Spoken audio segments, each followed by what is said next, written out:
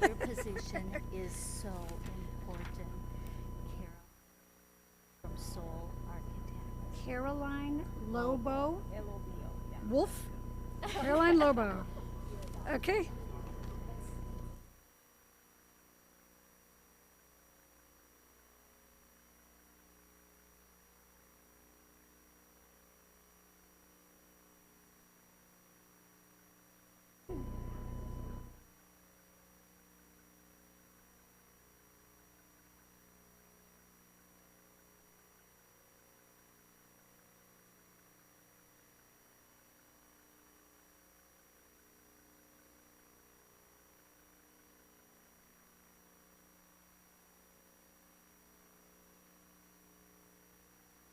Okay, let's do it. I'd like to call to order the regular meeting of the Governing Board. All rise for the Pledge of Allegiance. I pledge allegiance to the flag of the United States of America and to the republic for which it stands, one nation, under God, indivisible, with liberty and justice for all. If we could just stay standing for a minute, I'd like to ask for a moment of silence. We've had a couple of tragedies, but one very sad thing at Desert Mountain. We lost a student, and we also had an accident this morning. So for those families, and also for anyone else that's going through some dark days, I just want us to collectively think about them.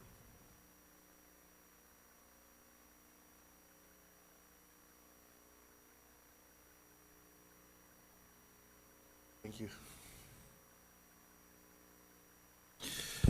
Okay, roll call. All board members are present except for Mr. Bear.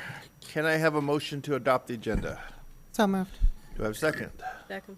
All those in favor say aye. Aye. Okay, awards and achievements. Monica. Good evening, President Gregoire, members of the Governing Board, Superintendent Weitenheimer, and special guests. We begin tonight with our Community of Character and Courage recognition, which this year has seen a revamp. Honor Health and Sky Zone Peoria have come on board as sponsors. We now have a selection panel of counselors, a parent of a past honoree, interfaith partners, and our sponsors to help select those deserving of this recognition. Our panel selected Deer Valley High School student Elian Roberts and Kathy Roberts. Their story was recently featured on 12 News. Deer Valley High School's Elian Roberts is a football player and a track star who won state last year in the 300-meter hurdles. Yet, his biggest hurdle in life wasn't on the track. And like the last word she's ever said to me was, "I will find you and I'll kill you."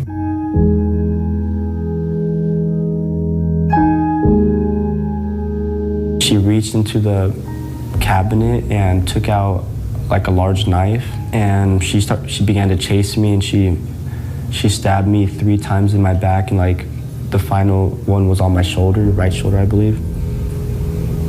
And then she told me to she told me that she wanted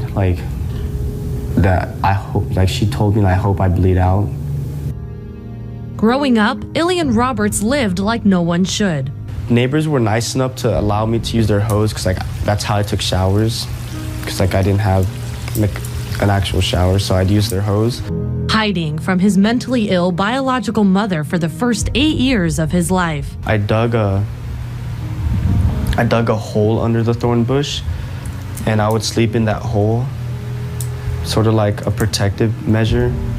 In his eyes, this was a normal life, until he met Kathy, or as Elian calls her, Mom. Here we have, this was an adoption day of some of our kids. This is Elian here in the front. Is Chanel and Marlon and Charles. Kathy and her husband Paul became Elian's foster parents when he was 8 and their adopted son less than 2 years later. They asked me a few questions asking if I wanted to be adopted, and I answered yes. Despite everything, you're not bitter at all, are you? No.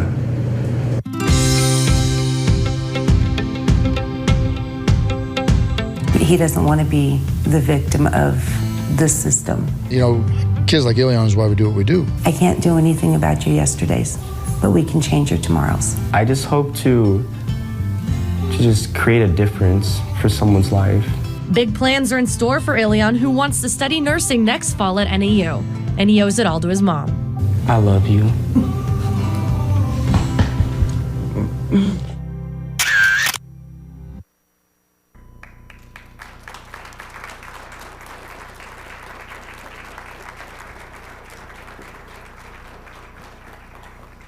Congratulations to our Community of Character and Courage honorees, Kathy Roberts and Elian Roberts.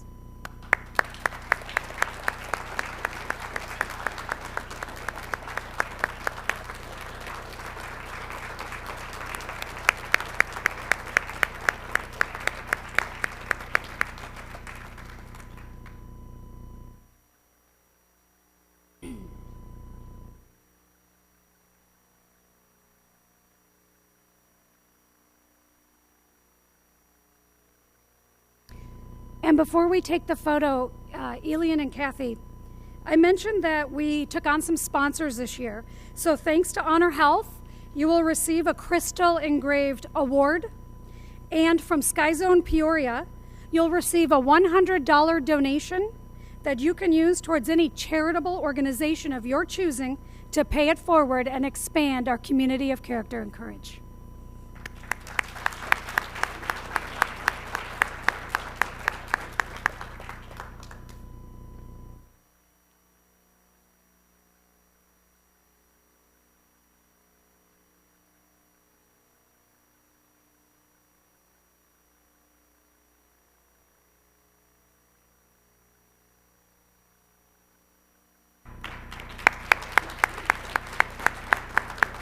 Thank you.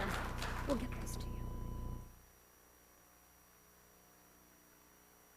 Our schools and district care deeply about educating and caring for our students, not only during the school day, but also before and after school. And our community education staff does a great job, including Las Brisas Community Education lead instructor, Diane Bouchou, who has served our students since 1995, where she led one of 3 original site-based programs in our district. Diane was awarded the 2016 Outstanding Out-of-School Time Professional Award from the Arizona Center for After-School Excellence. The annual award recognizes innovative out-of-school time staff members for their exemplary work in providing and promoting quality youth development programs for Arizona's children. Diane works directly with her students and their families to set a tone and create programming that leads to student success. Congratulations to the outstanding out-of-school time professional and Las Brisas Community Education lead instructor, Diane Bouchou.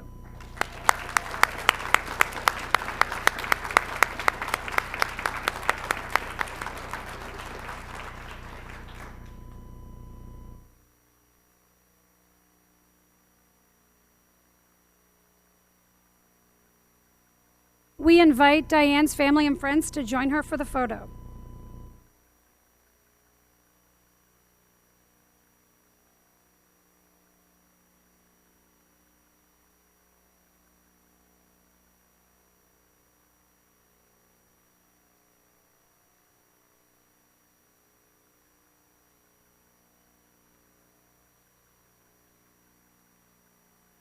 We invite her family to come forward for the photo.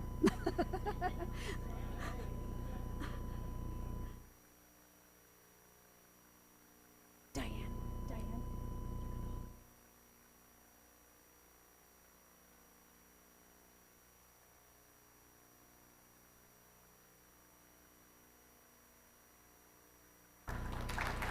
Congratulations.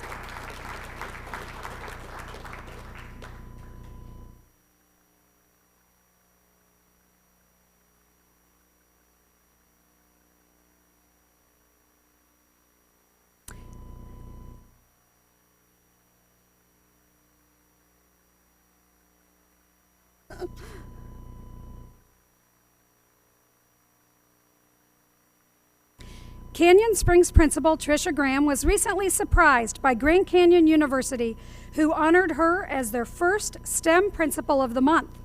GCU made their surprise visit to Canyon Springs School as part of their effort to honor principals who spread the love of science, technology, engineering, and math to students at their schools. Tricia leads a positive and collaborative school culture where science is taught every day in all classes, and she celebrated her honor with her team. Joining us tonight to further celebrate Principal Tricia Graham is Tacey Ashby, Senior Vice President of Grand Canyon University, and Caroline Lobo from Soul Architects.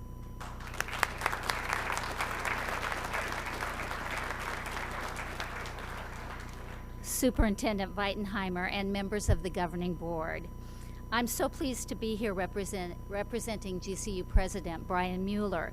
As you may know, GCU has been growing quite rapidly in many areas, especially the STEM-related areas.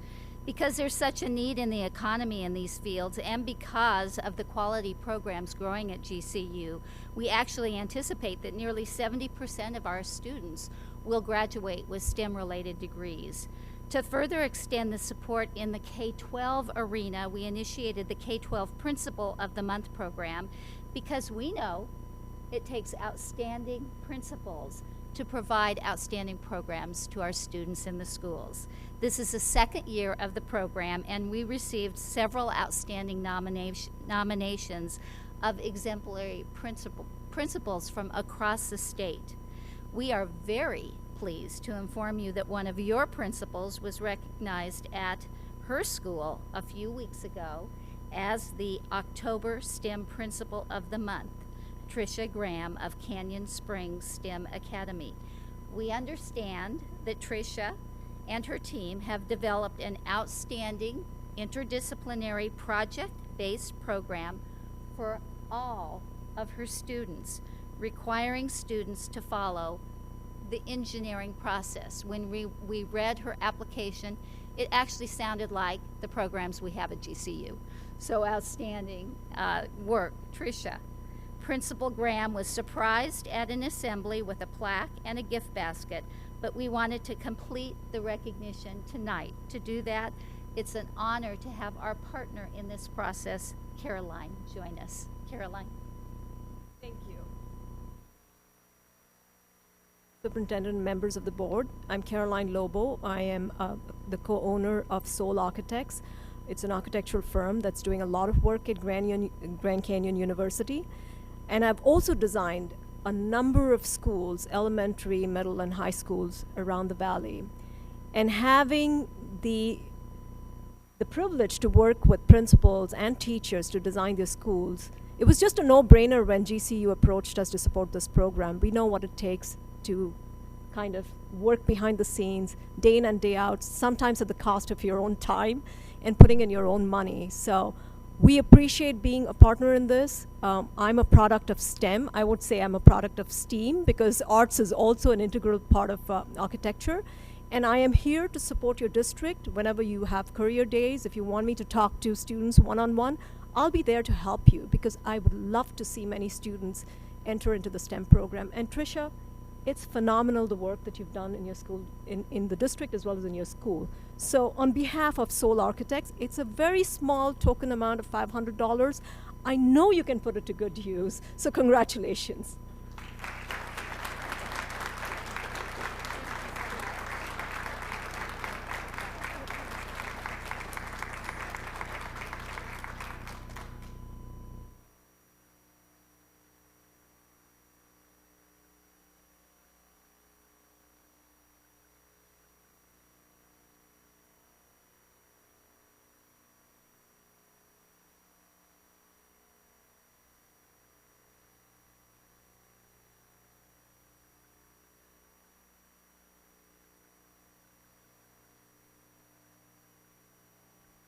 We invite Tricia's family up for the photo.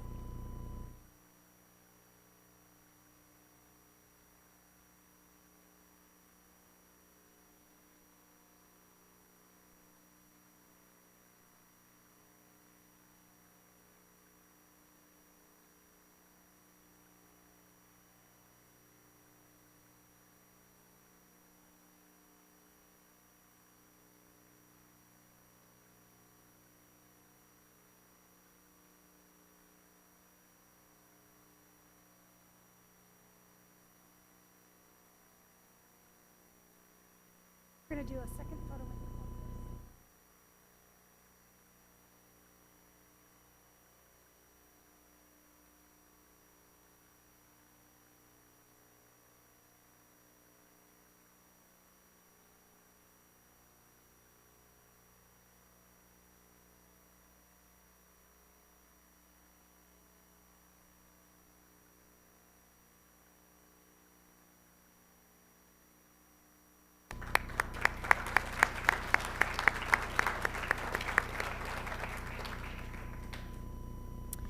Mountain Ridge High School social studies teacher Chris O'Brien authored a lesson that won the University of Arizona Center for Middle Eastern Studies 13th Annual Lesson Plan Competition. The contest is very competitive with entries coming from across the United States. Mr. O'Brien's lesson derives from learning and experiences gained in a Fulbright Hays Group Project Abroad curriculum development that took him to Oman and Zanzibar for a month this past summer.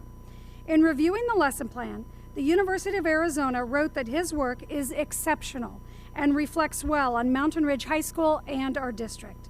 Chris received an honorarium for himself and books from Mountain Ridge High School. In addition, his lesson plan will be posted on the University of Arizona website and burned onto 1,000 planned CDs for distribution to teachers throughout the country. Congratulations to the University of Arizona Center for Middle Eastern Studies 13th Annual Lesson Plan winner, Mountain Ridge High School teacher Chris O'Brien.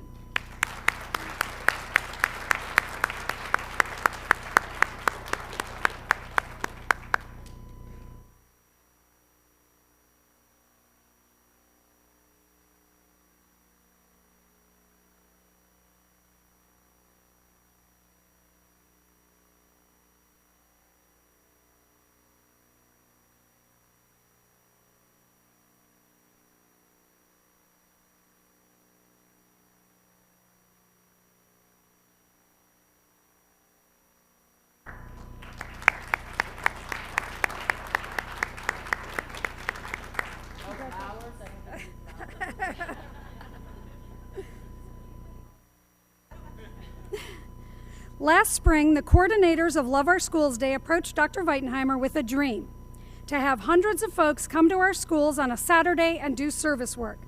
After much work, cooperation, and a whole lot of patience with us, Love Our Schools Day became a reality in October when about 10,000 people from across Maricopa County served hundreds of schools.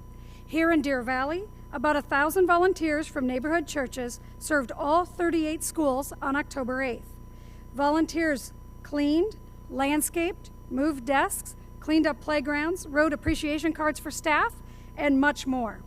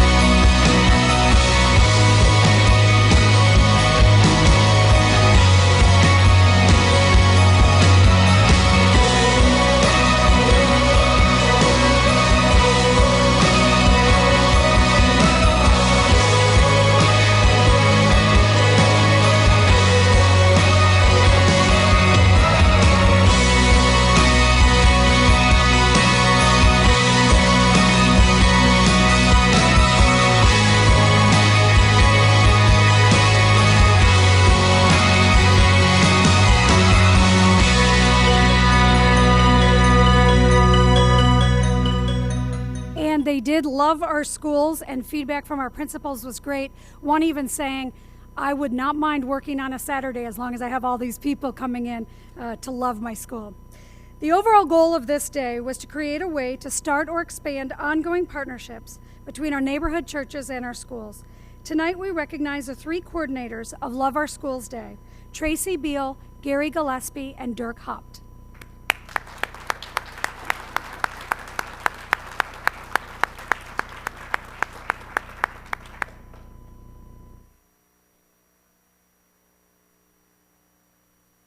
And unfortunately, Tracy is on her way back from a meeting in Tucson where she's working on more partnerships. So we'll make sure she gets her certificate and her pin.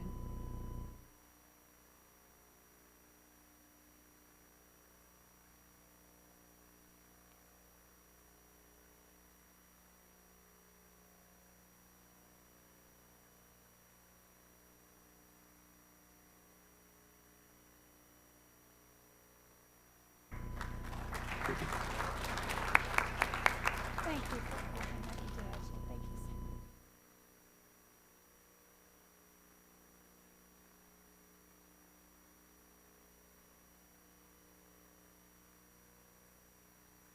Give everybody a minute.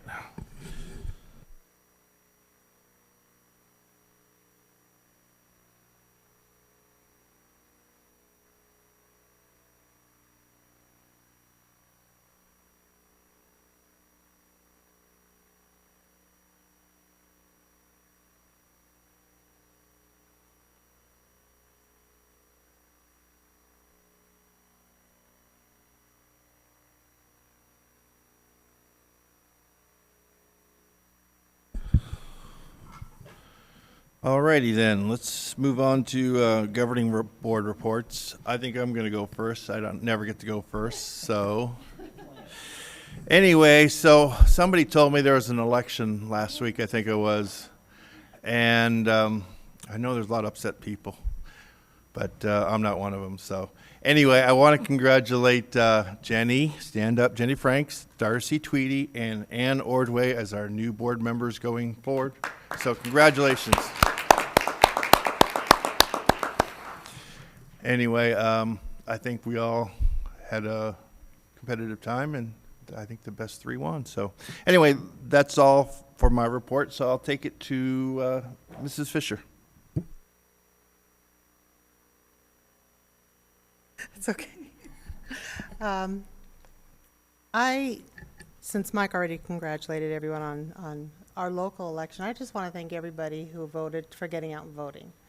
Even if they didn't vote the way I did or whatever, I think as a nation we have to vote, and it's our civic duty. And so even if you didn't vote the way I would like you to, thank you for voting.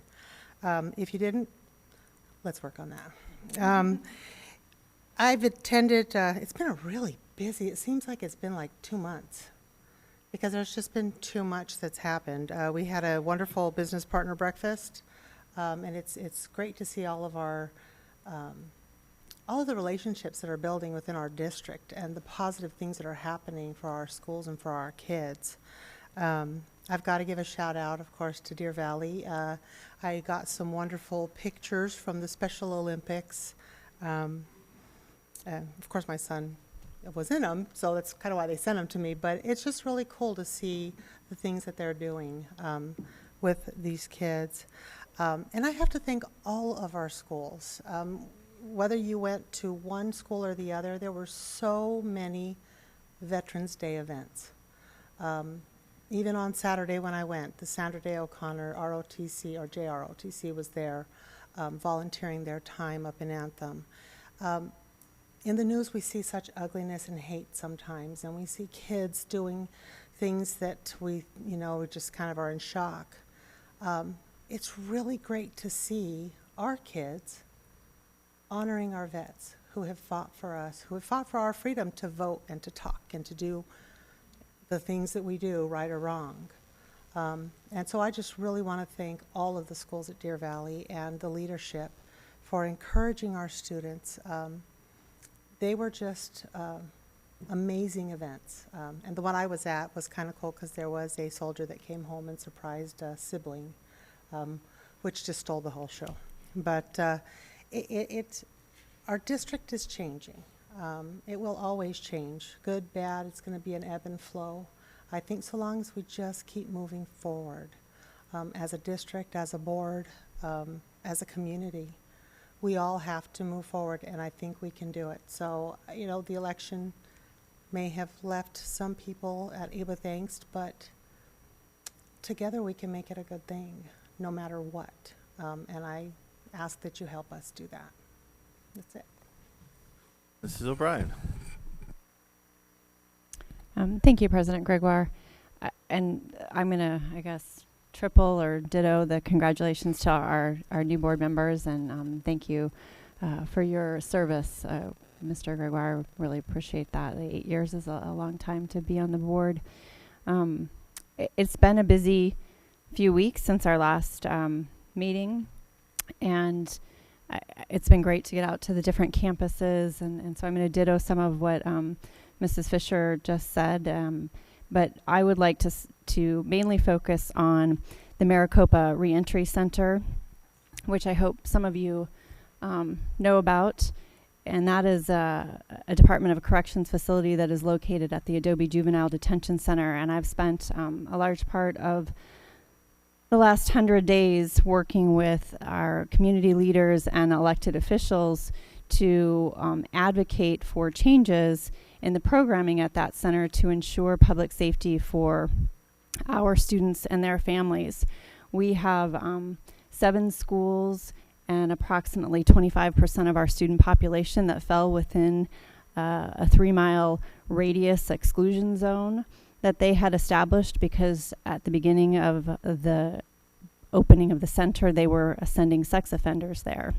And so they were sending out notices to families, and they were keeping schools out of those as places that the offenders could not visit during their free time.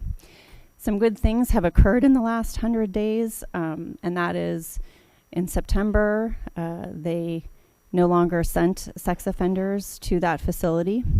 But most recently, at the beginning of November, 2 of the programs, which were day reporting, which brought in 650 parolees to meet with their parole officers at that location, was stopped effective November 4th. And then the other program was essentially, they called it without placement programming, but it was essentially a halfway house for offenders who didn't have a place to stay. And that program was also stopped effective November 4th. So the 2 programs that are left there are secure programs where the folks receive either help with substance abuse or are there because they had a technical violation, and they get to serve what I would refer to as an adult timeout, as opposed to going back to prison and serving their entire term. This was very impactful to our community members, and affected our parents and the way they thought about our community as far as safety. So I wanted to make sure that my fellow governing board members understood what was going on, as well as our community. I would request that after the beginning of the year, we put the Maricopa Reentry Center and the land use, because it is on state trust land, and as a school district, we receive funds from the state trust land. So it would be nice to evaluate if we should be potentially asking for that to be used for different purposes. On a lighter note, I also attended our Deer Valley Strategic Planning and Advanced Ed Focus Group, and I would encourage all of our community members, teachers, administrators, parents, business partners, to please sign up for one of those. This is our 5-year strategic plan, and Cheryl Paul did an excellent job along with her team at that. We've also had some state championships, and it's just, we have a phenomenal district, and like Mrs. Fisher said earlier, it is good when we can focus on the positive when there is so much ugliness out there being put out there. I have 2 other agenda requests: governing board end of year evaluation and the superintendent's mid-year evaluation. Thank you. Mrs. Ordway. So if Darcy and Jenny haven't heard it, welcome. Just wrapping up everything that everyone said, I was going to mention all of it. So our community is about partnerships, compassion, and passion. So we do great things. We empower our students and the adults to be kind, thoughtful, respectful, to reach out and to be the best they can be. So you heard 3 reports. For me, that was my summary of it. Again, one more request. The 5-year strategic plan would be the plan that we're all going to work under, the plan that we're going to align all of our resources, whether they are financial, human resources. So I think it would be a great idea to attend one that's already scheduled, and I'm going to speak out of turn and say I'm sure Mrs. Paul could probably do a customized one too. Anyway, that ends my report. Oh, one more thing. Happy Thanksgiving, since we won't be here for that. Okay, superintendent's report. Thank you, Mr. Gregoire, and ditto, Jenny, Darcy, welcome, Ann, congratulations, and Michael, thanks. We do think sometimes about school board elections. We think about the presidential elections, but there are all kinds of other elections that impact Deer Valley Unified School District specifically. And I've asked Jim to try to coalesce those together and give everyone an update on some of the other things that are impacting Deer Valley due to the election this past November. Jim? President Gregoire, members of the board, Dr. Weitenheimer, just quickly, because these are still unofficial results. The last report I saw, there were some 100,000 votes that were still being counted and an additional 50,000 provisional votes that are still being counted by the county. Just in terms of our representatives for our district, no major changes there. I think it's a clean sweep for the Republicans in every one of our legislative districts, which is not a change from the representation that we've enjoyed in the most recent past. Just wanted to send our congratulations to Mr. Steve Watson, our very own Boulder Creek High School teacher, who looks like he will become our new county school superintendent. Again, unofficial results, but I think if we were the network media, we would be calling him as the winner. Also wanted to just note that the Westmec bond, which was not passing on the night of election, is up by almost 9,000 votes as of this afternoon. So the Westmec bond looks like it will pass with 50.8% of the votes there. As was mentioned previously, congratulations to our board members. Two other propositions I just wanted to make note of. Proposition 205, the recreational marijuana bill that had some funding for education has again, appears like it's going to fail with 51% of the vote against that proposition. And Prop 206, which we'll need to have some ongoing discussions about in the future, which raises the minimum wage to greater than what we currently pay. Looks like it's passing handily with 57% of the vote. Again, those are unofficial results, but I think that those are pretty safe bets that that's the way it will work out. I understand from media reports that they should be finished counting the ballots by the end of this week. Mr. Gregoire, that concludes the superintendent's report, and we can roll right into 3 additional reports by Mr. Migliorino, if that's what you want to do. Yep, take it away, Jim. Again, President Gregoire, members of the board, Dr. Weitenheimer, we do have the standard reports to share with you regarding both student enrollment as well as the M&O override, I'm sorry, I'm back on elections, unfortunately, the M&O budget report for the month. And again, we are still seeing a reduction in the number of students. So through the 54th day, October 27th, we're down about 236 students, comparing the same time period over last year. So I'll pause there to see if there's any questions regarding our student enrollment report. Go ahead, Ms. O'Brien. Oh. I believe, Mr. Migliorino, that you talked about our demographer coming back to provide us with new numbers. Has that already started, or do we know it is? Sorry. President Gregoire, Ms. O'Brien, we have sent the preliminary information. We wait till October 1st, which is a reporting period for us for several reasons. And we have sent the data that we compile as the starting point, and along with all of our student information that we typically send to them. We are still working on trying to refine the scope of what that demographer's report will include this year, but at least that gives them a starting point. So we're trying to meet with them yet this month, and we hope to have at least a draft of the report, if not late December, maybe early January. Thank you. Actually, piling on that, we use the demographer for but I'm not quite sure the demographer understands school politics and charter schools and private schools, how they affect, and how different programs at different schools affect populations. So with that, I would think hopefully that we do our own internal kind of study to see where and why we're getting these populations at particular schools, and then compare that with the demographers, because again, I don't think the demographer understands a lot of the intricacies of how this works. And President Gregoire, point well taken. And just for clarification, for staffing purposes, we're doing our own analysis of rolling up the students' cohort. So third grade becomes a fourth grader in the following year. So for staffing purposes, we're using our own data.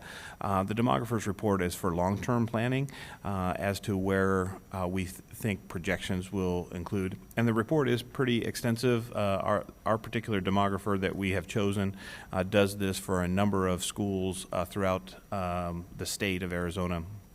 And so he is fairly well versed, and it does include provisions for charter schools and other things that do have an impact on us. But you're right, some of the some of the unique characteristics to our particular situation and our schools, we have to make sure that we include some analysis in the data that they provide to us. So you're absolutely correct. Okay, any other comments? Ms. Fisher.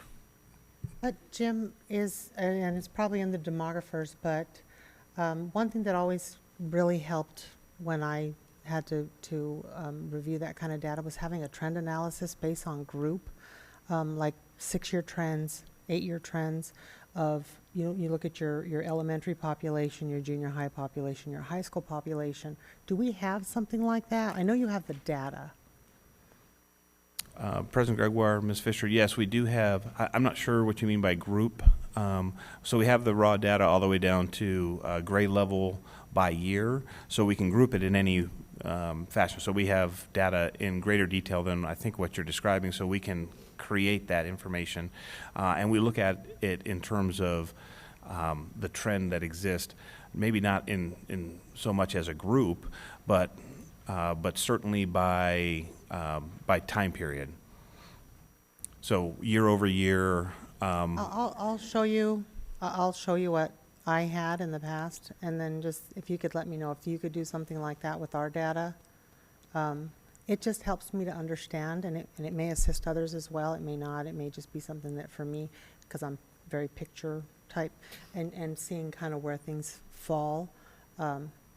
It might even make sense to you if you look at what I'm talking about, and then it may assist with us understanding. Certainly. I'd be happy to look at that, and I appreciate you sharing it. Thank you. Seeing no other questions, next item. So the next item on the agenda happens to be the October financial reports, starting with the M&O report, and I'll only speak to this and just speak to it briefly. Month over month, so comparing September of 2016 to October of 2016, no significant change. If any change at all, it went up slightly, so just over $400,000 in September to $415,000 is our projected carry forward, so trending in the right direction. We have had some staffing needs, and I think you'll hear a bit of that as we move into the HR staffing report later on the agenda. Okay. Hey, I have a theoretical question. Because we talked about allowing more open enrollment, and since the carry forward's looking very positive this early on in the year, have we considered loosening our? Well, I guess we'll question for another time, but. To that point, President Gregoire, and we can provide more detailed information, but open enrollment is available at any time. So we haven't closed schools except from a capacity issue. So maybe to your point, if there's not enough capacity at a school, then a student wouldn't be able to be allowed at that campus, and maybe we should use some of our projected carry forward to be able to add staffing to be able to allow that, and that's something that we can certainly explore. Okay, that's where I was getting at. Thank you. No other questions? Seeing none, thank you. Next item.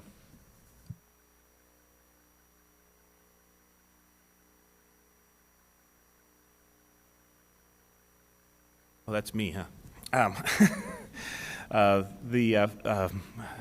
Each year, we do a comparison of the annual financial reports amongst our comparable districts, and so I want to make sure that just clarify some definitions early on.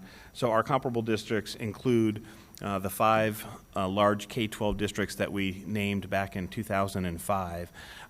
So it's Chandler, Gilbert, Peoria, Paradise Valley, and Scottsdale Unified School District.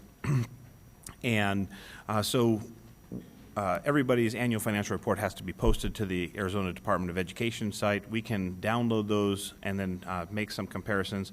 I want to provide this information because there is a board policy that, a policy DBD, that requires, and the bold section here is what's important, the district will allocate a percentage of the new budget at least above the average of similar districts to salaries and benefits.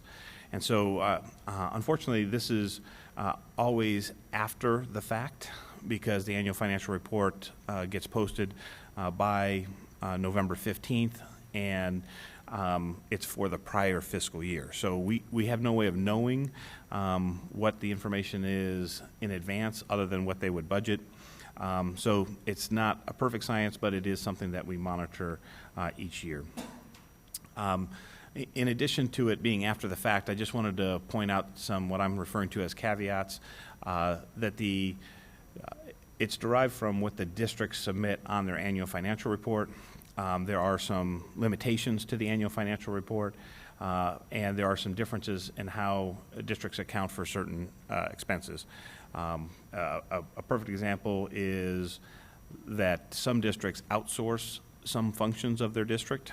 Let's say, for example, custodial services, food service, transportation can be outsourced by districts as just examples, whereas in our district, we don't outsource any of those functions. And then finally, there's just a there's just a lack of detailed information that exists within the annual financial report. So, for example, the comparisons I'm going to show you are only for the maintenance and operation, or the M&O budget. Other information is provided within the annual financial report, but it's not even at this level of detail to be able to do some comparisons. So, with those noted, jump into the actual M&O comparison to look at the actual expenditures per student. So wanted to first note here that there is a different amount per student that is received, and that's because there are differences that exist between the amount of funding available for districts. So the large blue bar happens to be the Scottsdale Unified School District. They happen to enjoy several different funding levels outside of the funding formula. Most notably, they received DSEG money, and they had an M&O override greater than 10%. Whereas this was for last year, so our M&O override was just at 10%. And so there are some differences in terms of the amount of funds per student that each school district received. But with that noted, back to policy DBD, this indicates what the actual percentage of salary and benefits would be, or was, I should say, for last year.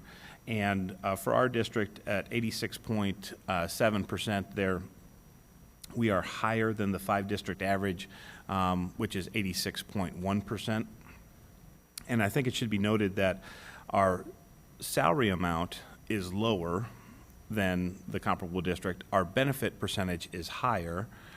These are conscious decisions that we are making, and therefore the combination of the two of them makes it higher, which is what is required in our board policy. So that's probably the most important chart that I have to share with you. Wanted to note a couple additional slides here that our transportation expenses, which has been a targeted focus for us, it improved from, if you go back to fiscal year 15, our percentage of transportation of our M&O dollars was 5.6%, and the comparable district average at that point was 4.9%.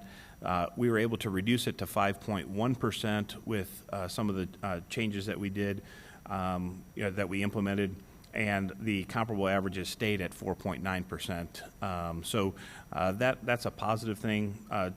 Several things at play there. In a good portion of those dollars had to be allocated to the correct functions so that they were comparable, so that it was comparable data that was being compared. And in addition to that, we also sought some efficiencies within the department, so consolidating routes and things of that nature. So a couple different factors at play, and we hope that when the Auditor General releases their district spending report, which will have more detailed information, including the cost per mile and things of that, we'll have more information, but that's not expected until the end of the February at the earliest.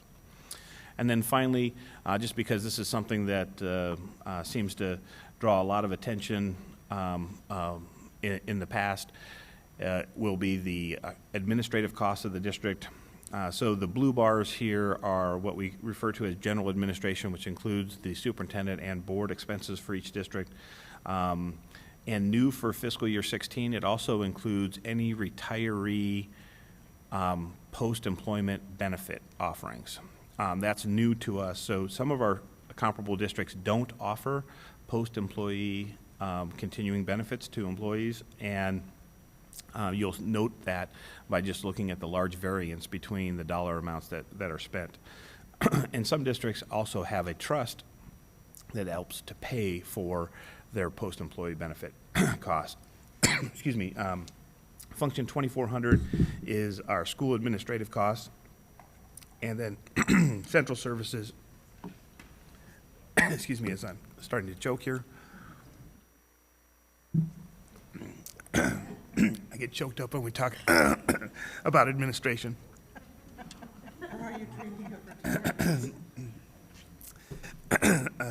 Central services would include all the functions of the district office. Excuse me. Thank you so much. I'm not sure I wasn't expecting to have to get out the first aid kit tonight. So, Gail, are you ready to take over? Thank you so much, by the way. Shoulder to shoulder with it. Oh, now I'm starting to laugh. Yeah. You're out of order. I'm sorry. But one of the big changes here is the fact that the retiree health insurance has to be accounted for within general administration. And so we'll see what that looks like in future years as districts comply with that new requirement. It's a much greater increase for us as it's represented here than it would have been in prior years before that new requirement. So it's something that we are constantly looking at, and when you combine those all together, we are in line with our comparable districts.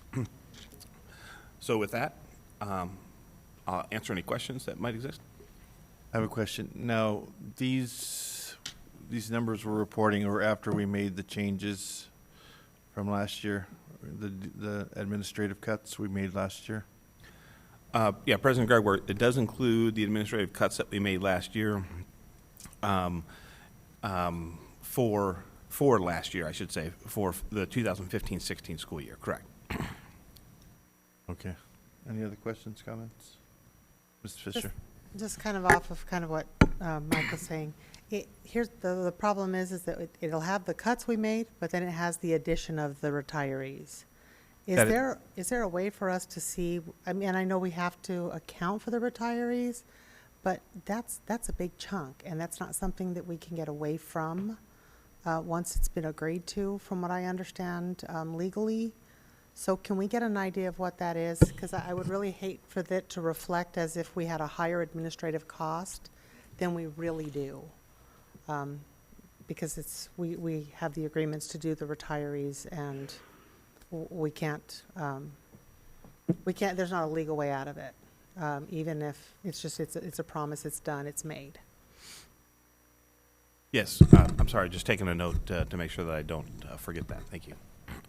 President Gregoire. Mrs. O'Brien. I would like to concur with Mrs. Fisher that it will be very important for us to know that number and advertise that number for our constituents, because to see a jump in admin costs like that, especially after passing an override and whatnot, will be very important for us to be able to communicate that and get that out to folks. Thank you, Jim. Okay. Seeing nothing else. Thanks, Jim. Human Resources, Jenna.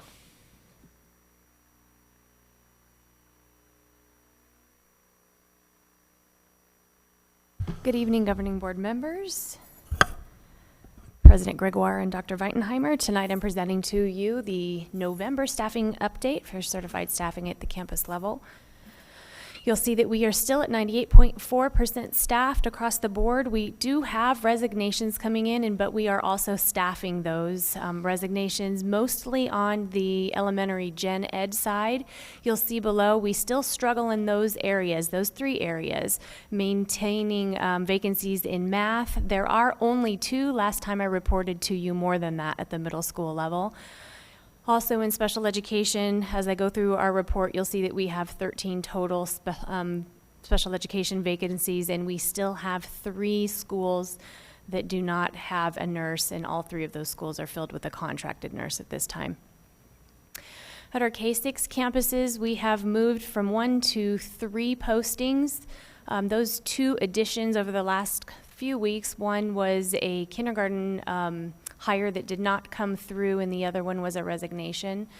We did not change at grades 4 through 6, and we didn't change in the other 2 areas either. You'll see a change of FTE on the bottom. That is a typo, though. It's 8.9 FTE, and we've increased that to 9.4 instead of the 8.4 FTE at our K-6 campuses.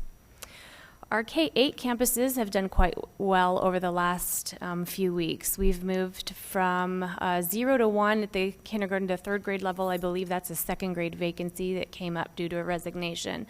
We have decreased grades 4 through 6. 7 and 8, those were the 3 middle school math positions we had last time I did a report, and now we only have 1, and that's, I believe, at could be Gavilan Peak School. In special education, we reduced down to 3, and we're still the same at specialized staffing, and that would be nurses in the area of the arts. So we've reduced that FTE down to 10.2. Middle school posting, there is no change in FTE. However, I was updated today that our exploratory support has changed. That has been staffed, but we now have a 7-8 math position that we did go ahead and post, even though that vacancy will not occur until January. And at the high school level, there's little change here in FTE also, but what you do see is a change in vacancies. We've added a special education vacancy, and we reduced in the foreign language area. Boulder Creek High School was able to find a Spanish teacher. I hear a yay back there. For FTE comparisons, you'll see that we have 27.6 FTE still vacant, and last year at this time we had 22.6, so a difference of 5 total FTE between the 2 years. We thought this would be a point of interest for you as well with the passage of Prop 123 at the end of last year. The governing board, if you'll recall, allocated 12 contingency FTE, and this contingency FTE assists us during the year in staffing overages that occur due to an enrollment. And we began with that 12, and because certain areas had less than what we thought might come in enrollment, we were able to recoup 4.4, so we didn't staff that 4.4, so we added that to the contingency.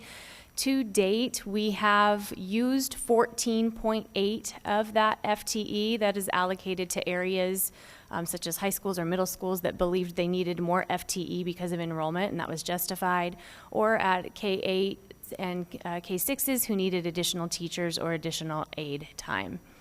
So there's a remaining 1.6, and that 1.6 does not reflect, though, any overages that we have on the para side. We have, to date, 18 additional paras that we have added, and we pull that from a different funding source.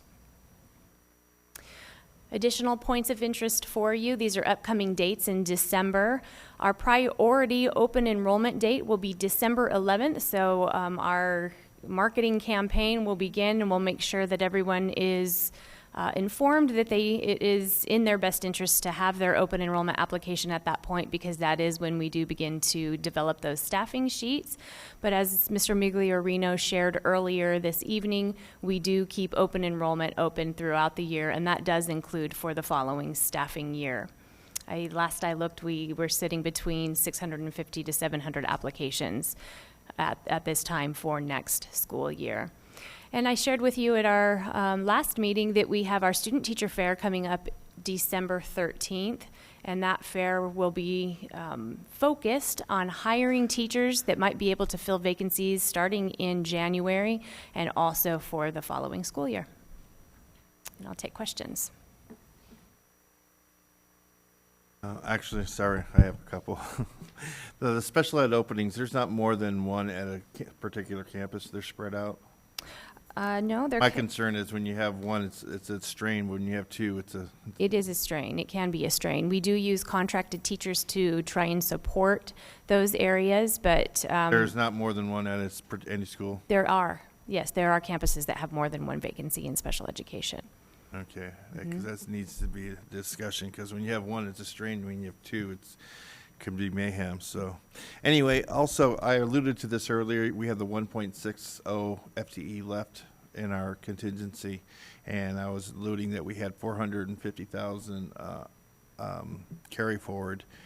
Is there any way fluid, and I don't know, Jim, fluidity, if we had the demand for more than 1.6, that we would take some of that carry forward to supplant and create a larger contingency? President Gregoire, that's certainly a possibility. And one of the things is we always look for economies of scale. And, you know, when you're over just by one or two, if you have one or two open enrollment applications and that just puts you over to require another teacher, we don't necessarily gain an economy of scale from that. So maybe part of that consideration is if we can get a volume of open enrollments, then that would certainly justify us adding additional staffing. But that's something that we can bring back to the board to certainly discuss at a future meeting. And I understand economy of scale too, but I also understand oversized classrooms. And we have a policy in place, and if we ignore that policy because we don't have money or we're refusing to reallocate money to that, that doesn't sound like a very wise way to run a business. Anyway, that's just my opinion. Any other questions, comments? I have a question. Mrs. O'Brien. The 18 paralegals, sorry. Paraprofessionals. Thank you. Paraprofessionals, that funding source, where did that come from? I'll let Mr. Miglerino speak to that. Yeah. President Gregoire, Ms. O'Brien, so we have additional funds available to be able to fund the paraprofessional needs in the district that's built into the budget. Okay, and my next question is, while considering President Gregoire's question, I also have concerns because our numbers are down and we are in current year funding. So will we not see about $1 million decrease in our budget next year because we are down in numbers this year? President Gregoire, Ms. O'Brien, we are subject to current year funding for this year, but we are also held harmless from current year funding. So we get to use the higher of last year's student count or this year's count, whichever is greater, for next year's development of the budget. If we were to continue to decline, we will have to make up this year's decline and next year's decline all in one year, the following year. So yes, we will be subject to current year funding as of next year.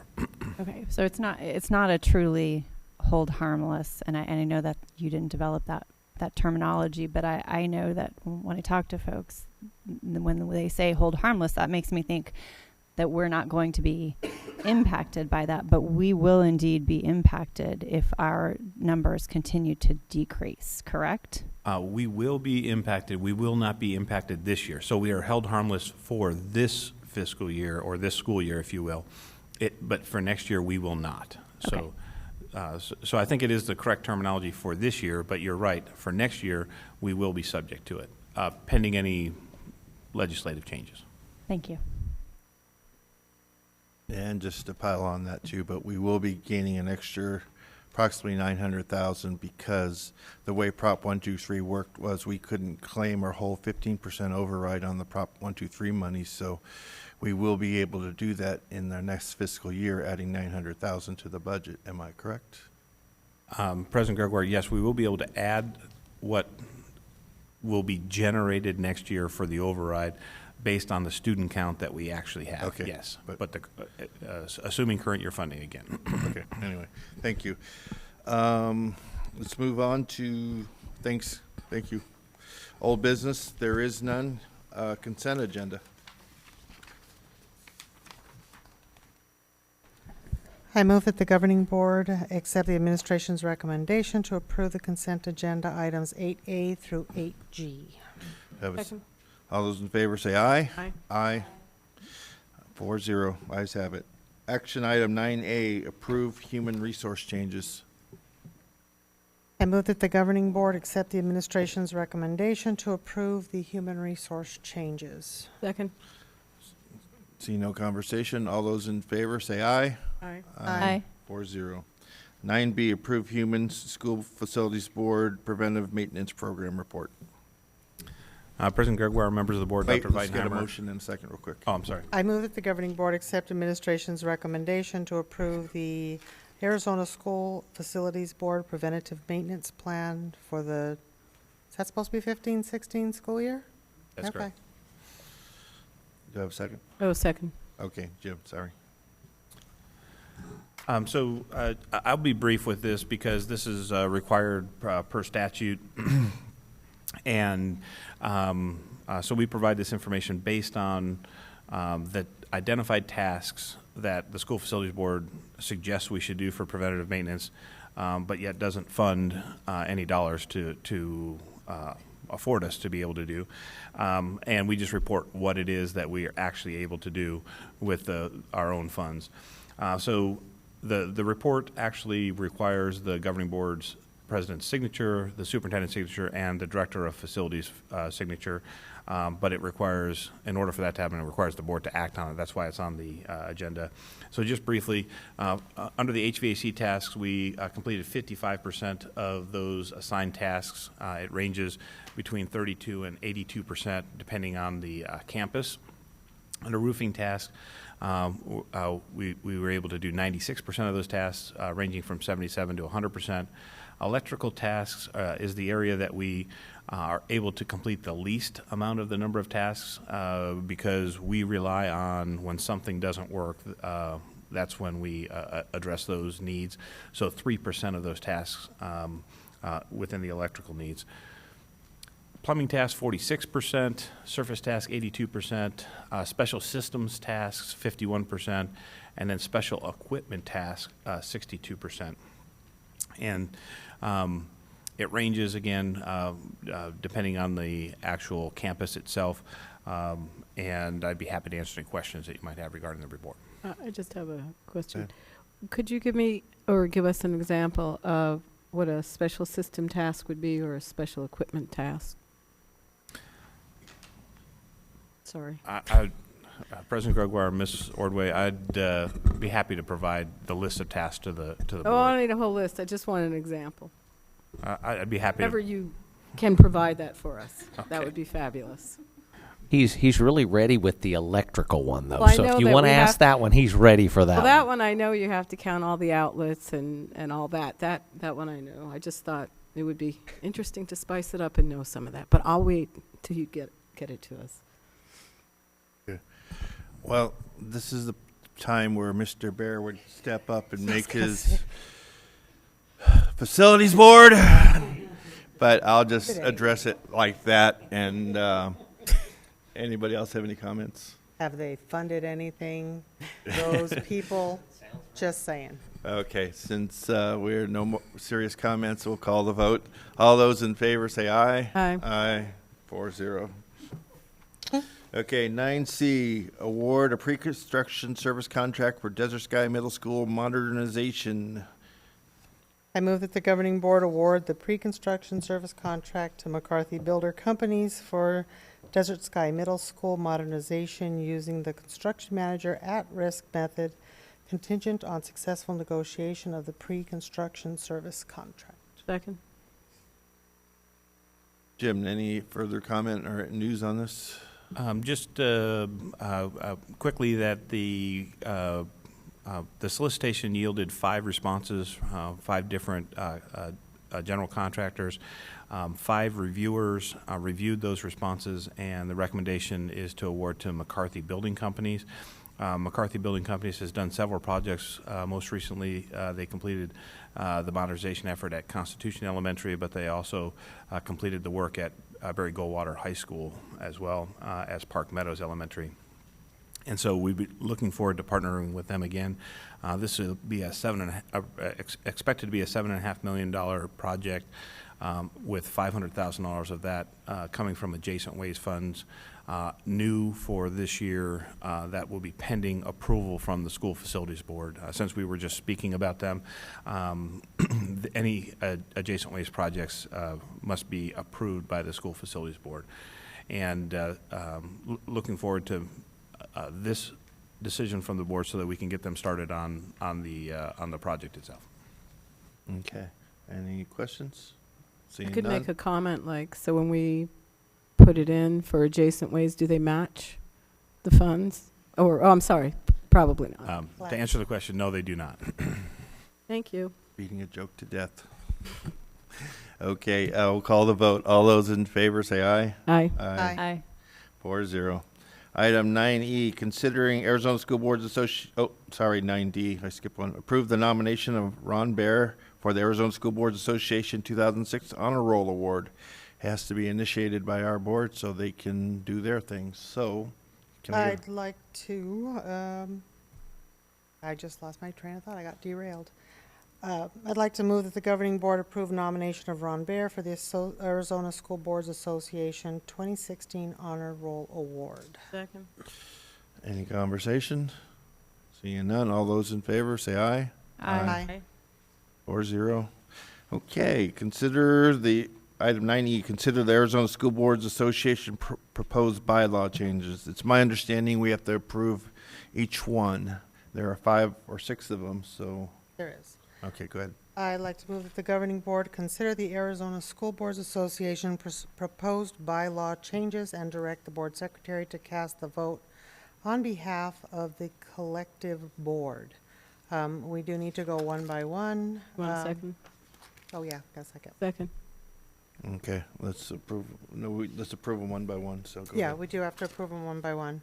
Do you want to read them or I think we should read them so Read the they're whole in the thing. record. Proposal A is the ASBA Governance Committee proposes that if a director or officer of the ASBA Board of Directors misses one or more meeting in a given year, it will be deemed that they have vacated their office. The explanation provided is that there's currently a discretion of the Board of Directors to take this action only for unexcused absences.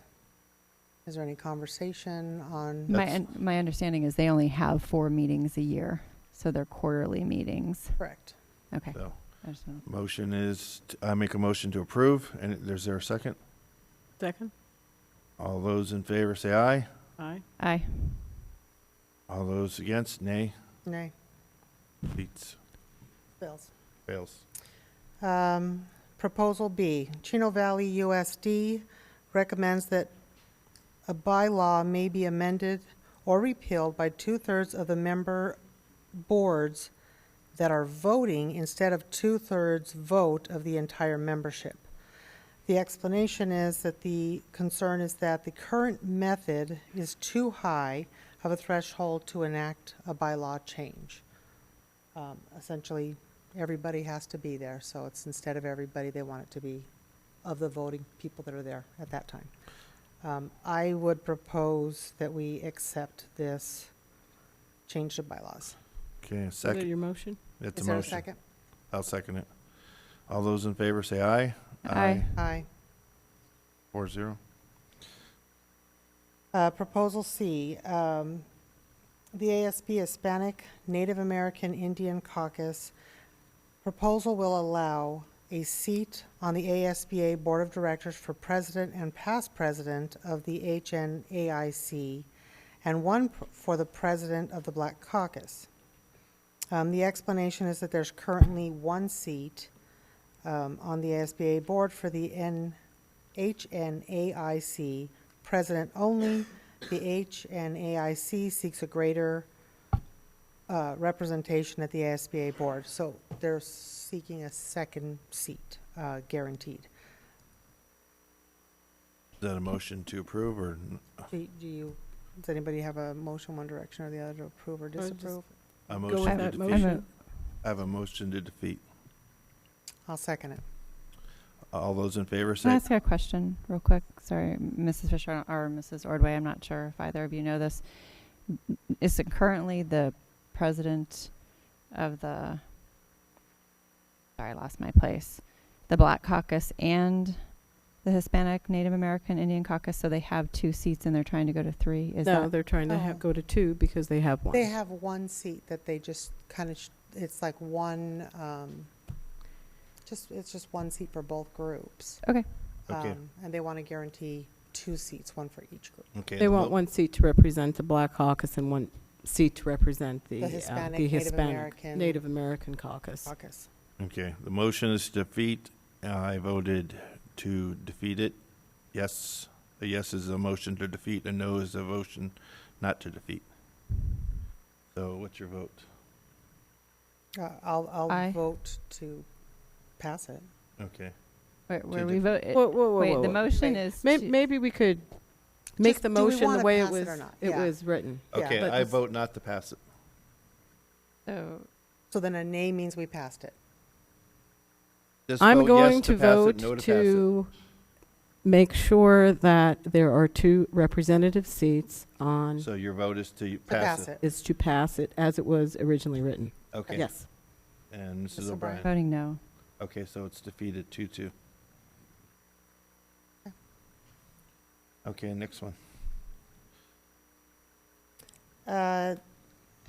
Proposal D is the ASBA Governance Committee proposes that change would require a candidate wishing to run from the floor for an executive office position must provide written notification to the nominating committee and executive director 1 week prior to the annual membership meeting. Second. To approve, second. The explanation is that there's a concern by the ASBA Governance Committee that those chosen by the nominating committee, they want them to be given notice out of fairness so that both sides have an opportunity to marshal support versus just doing it from the floor the day of. Motions to approve. Yay? Yes. Yes. Yes, Nay. it passes. That Okay. 3-1, it passed? 3-1, it passed. We're going to say yes on that Yes. one. The last one? No, there's 2 more. The problem with the last 2, as far as we can't do them the same way, because the last 2 are the same thing phrased differently. So we can, Phrase the motion to. You have to we'll just make the motion, motion, to pass it, and then I'll make a motion to pass Proposal E. Maricopa County USD proposes the elimination of running from the floor for the candidates who seek the position on executive committee. The nominating committee should provide 2 or more for each open seat on the executive committee to be voted on at the annual meeting. second. All those in favor, say aye. No. No. Vote in. It's your vote. Already voted? You already said no? I'm going to say no. 3 or 4? 4-0. Oh, 4. Failed. Okay. The proposal is that Oracle ESD proposes the elimination of running from the floor for candidates who seek a position on the executive committee. Second. All the vote, all those in favor, say aye. No. No. Nay. Nay. Sorry, guys. For It was- for didn't have a lot of clarification, interest. can we just make sure that the votes are recorded properly on those with Mhm. our board Kim, can you secretary? repeat those back that we had? Proposal A, to defeat. Proposal B, 4-0 to accept. Proposal C, 2-2 defeat. Proposal D, 3-1 passed. Proposal E, 0-4 defeat. Proposal F, 0-4 defeat. Okay. Thank you, Ms. Thank Redding. you. Okay, last action item is 9F, approve governing board secretary position. I move that the governing board approve reclassification of the current Secretary 5 position into an executive assistant position in the superintendent's office to restructure as needed to have a designated board secretary. Do we have a second? Second. Okay, any conversation on this? Well, Yes. I think so. I'd like to give some background of where this thought even came from. Over the course of several months, Phoenix Union, the district I work for, does have 2 executive assistants. In conversations with them, they do have a very functional board. They do have a larger board, but they have a very functional board, a very active board. And in my conversations with Isela, who is the superintendent's secretary or executive assistant, and with Carol, who is the board's assistant, they shared with me how beneficial it is and how functional it is that they do it that way. And a little bit of time went by, and it was actually not the last meeting, ASBA bi-monthly meeting, but the one before, so roughly 2.5 months ago or 2 months ago. We had a presentation from an attorney that basically was going over the new changes to the law with where we have to have certain criteria for our exempt employees and for our non-exempt employees. And one of the questions that came up and was asked many different ways was, on an exempt employee, is there a limitation to how we're working them? And the answer is no, you can kill them. You can work them until they fall over dead and they have no recourse. And in that thought, I was first, upset, thinking, well, I'm an exempt employee, and there are times that it's getting to me. And then I started thinking, well, our board secretaries, she gets sick because we work her so much, and it's a lot of stress. So I started looking into what other districts do, and there's a lot of different models that we could use. It could be 2 executive assistants. It could be, there's a lot of different configurations we can do. The reasons I recommended this one was partially financial and partially was for functionality. We have to be able to function. It's a large district.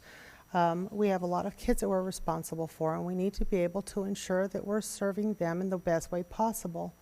None of the board members are actual employees, and the board secretary is a big job of being aware of everything that's out there, the laws, the open meeting laws, the Arizona revised statutes, dealing with 5 people to support, dealing with just, a lot of things that go on in a district. And then on top of that, we add to them another person, which is a superintendent, who has a very heavy schedule and a very heavy job. So I started looking at it from a financial aspect of what's the benefit to having the model we currently have. We currently have a Secretary 5 and an Executive Assistant. And the Secretary 5 has been replaced 4 times in the last 2 years. They've left.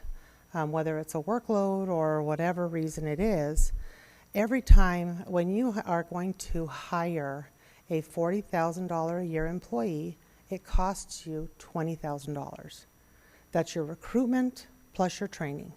So there's a cost every time we have to replace. So there was obviously something wrong. We're making our executive assistants sick by overwork, and we're repeatedly hiring and retraining at a cost to the district. Then I started looking at different salaries. I don't know which board member requested salaries from other districts. I did do some research with other districts, not to the extent that we were received. One of the board members did ask for salaries, and I really appreciate that because it really helped me solidify my desire to at least bring forward this position. I'm going to get this to the other board members. Anybody of the public that wants to see it, it's just basic job salaries, and I have a copy I can give to anyone. Mike? And if you can pass these down to Kim and Dr. V, and if Jim would like one, there's a few others. Basically what our Human Resource Department provided us with is what other districts are doing. Some have just 2 hourly positions. Some have an hourly and a salary. The district I work for isn't on here because they're not comparable to us. But then I started looking at this 2 ways. Not only are we have the potential of losing that second secretarial position repeatedly and having to rehire and retrain repeatedly at a cost, but you start looking at the hours that individuals work. Our superintendent's office has been very, very good about not having a lot of overtime in his office. In the last year, the Secretary 5s that have been in the position combined was only 3.75 hours. But if you start looking at the other Secretary 5s, we do have a lot of time. Now, even if it's done in comp time, it's still a liability to our district at the same cost of an overtime because we don't have individuals that are there. So that was kind of telling that there is a cost to having overtime. Then I started looking at, on the document that I gave the board, if you look at the top section, I moved Deer Valley to the top, there's an area where it shows a year of estimated actual time worked by our board secretary, our Kim, our combined individual. This is a low estimate based on what she works. On the week of a board meeting, she generally works 10 hours beyond her 40. On an average week, I did 9 because she said 8 to 10. And then every other week she works at least 5. And then I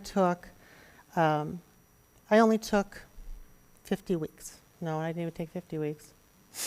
I took 41 weeks out of a 52-week possible to give us an idea of what her time is. So I took out for all the holidays, guesstimated a few weeks vacation time.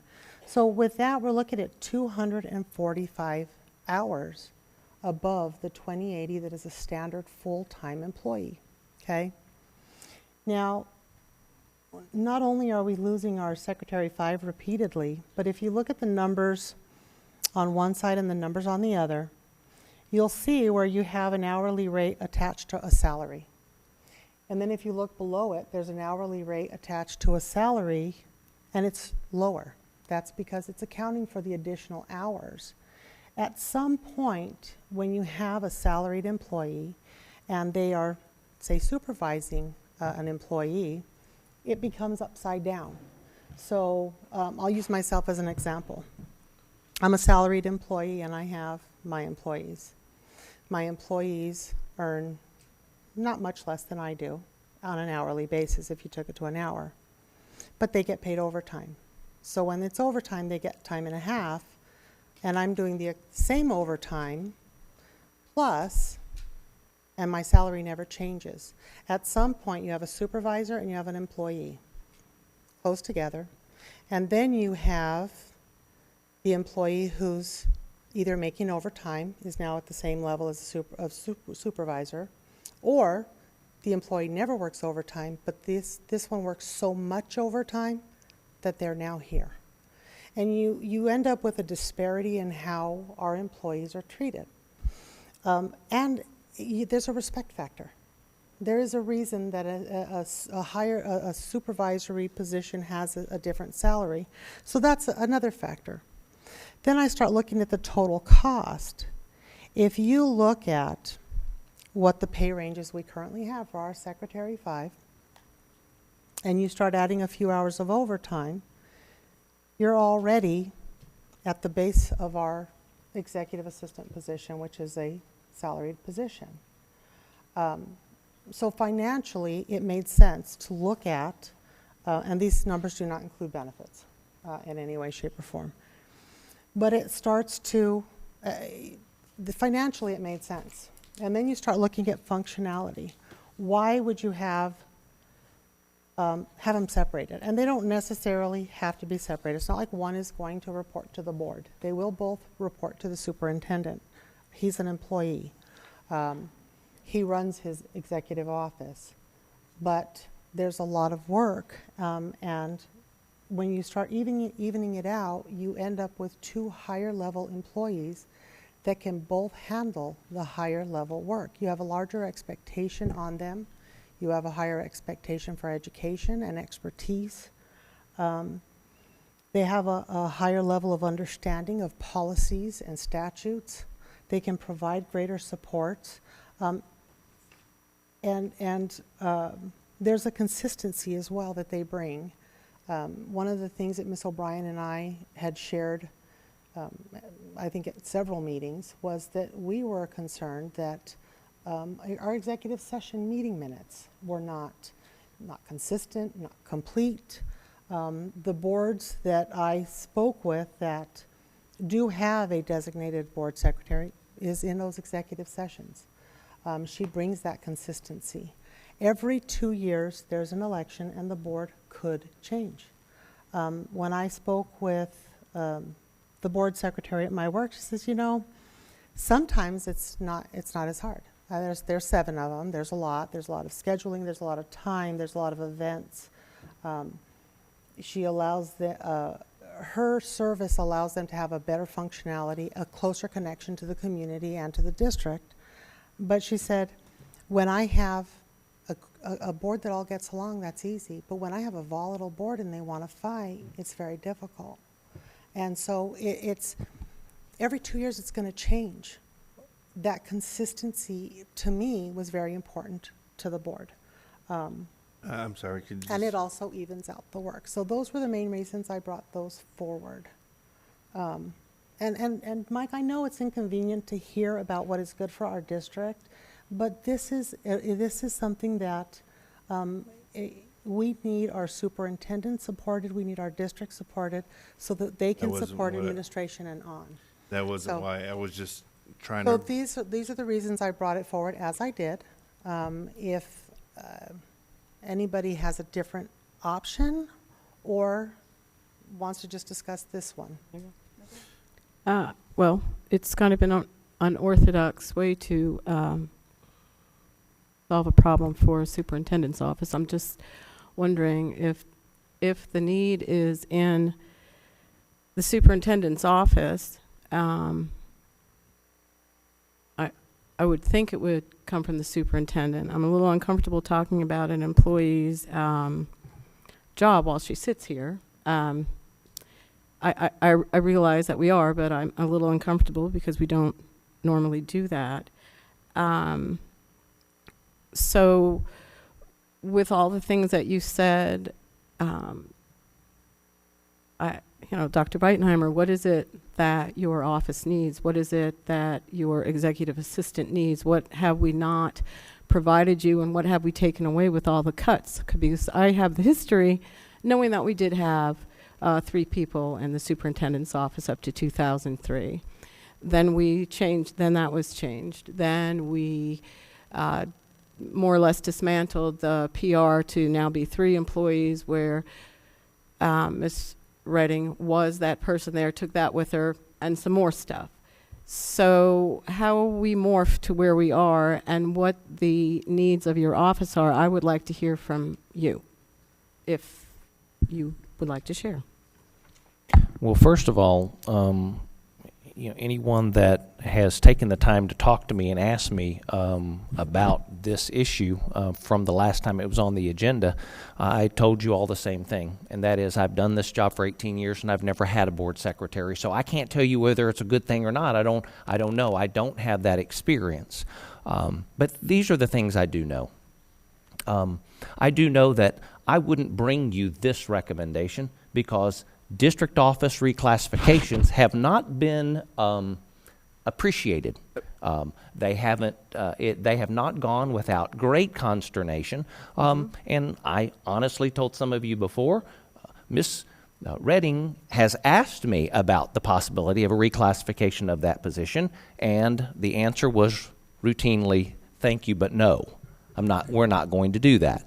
So that's the first thing. I want you all to hear that if you didn't hear it from me already individually. The two positions that exist in the superintendent's office are absolutely full and full-time and or beyond.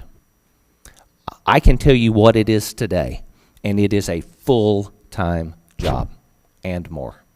I don't think that's different than any other Secretary 5 position that we have necessarily, or any other position across the district. So, but they're full. The thing I cannot tell you is unmet needs of the governing board or future opportunities that the governing board might want this position to do.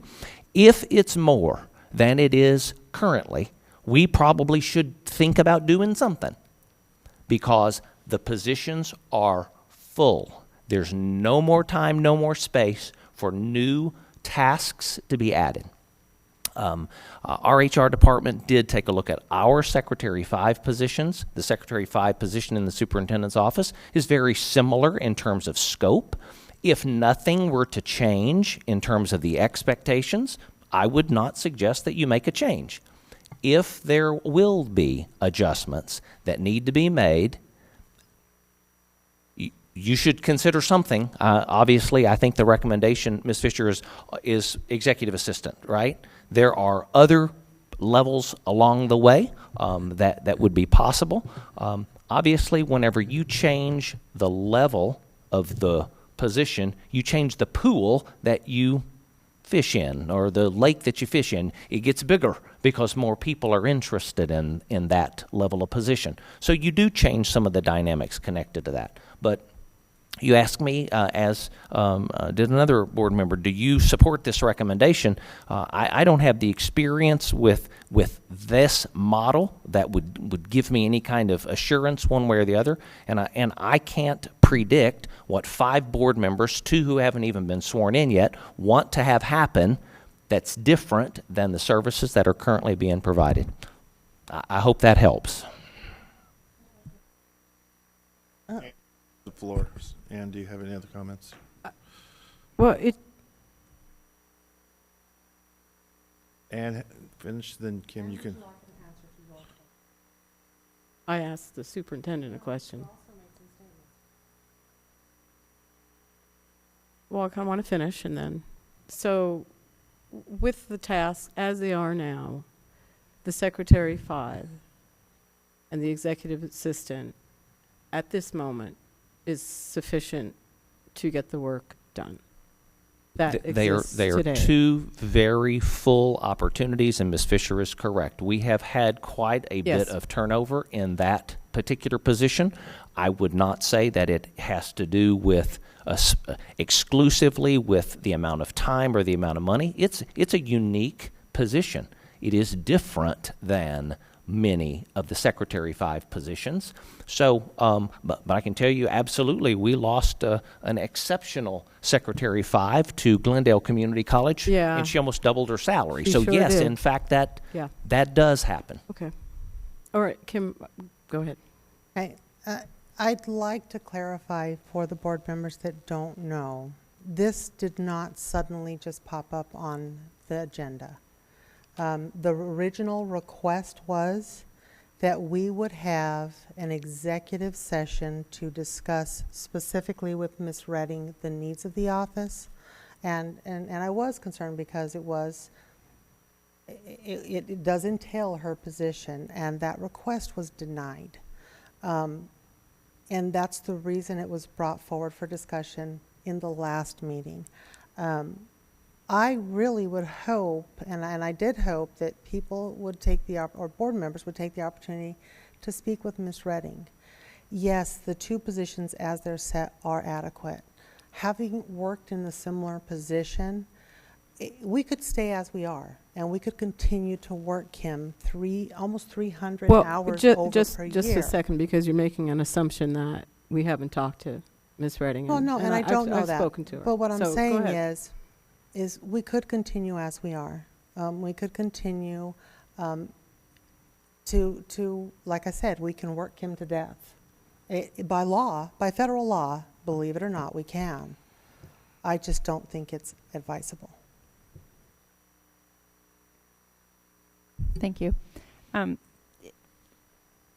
My question is, what would be, or what would you envision the additional duties? I did talk to call Phoenix Union High School District, and they do have 7 board members, and some of them hold other elected offices, and she talked about them getting a lot of invitations to appear singly and as a group, and talked about managing their calendars, and that they traveled a lot, which, and that's not to say this board couldn't grow into something like that, but right now my concern is bumping it from Secretary 5 to an executive assistant. It sounds like we have some levels in between there. If Dr. Weitenheimer, if you could help me out there, or maybe Miss,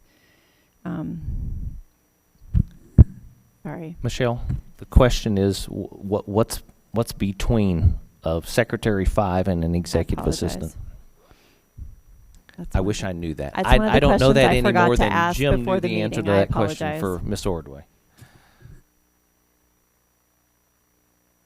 Secretary positions between Secretary 5 is a range 28. We have a Secretary 6, which would be range 30. There's an administrative assistant, which would be a range 34. That would be the highest secretary position or administrative assistant before going to a salaried exempt position. Okay. So we have a couple, like 3 positions, it sounds like, between those 2 levels. Thank you so much, Mrs. Benton. So I apologize, I kind of rambled on a little bit. What further would you envision that this person would do? It's not even necessarily further, but done differently.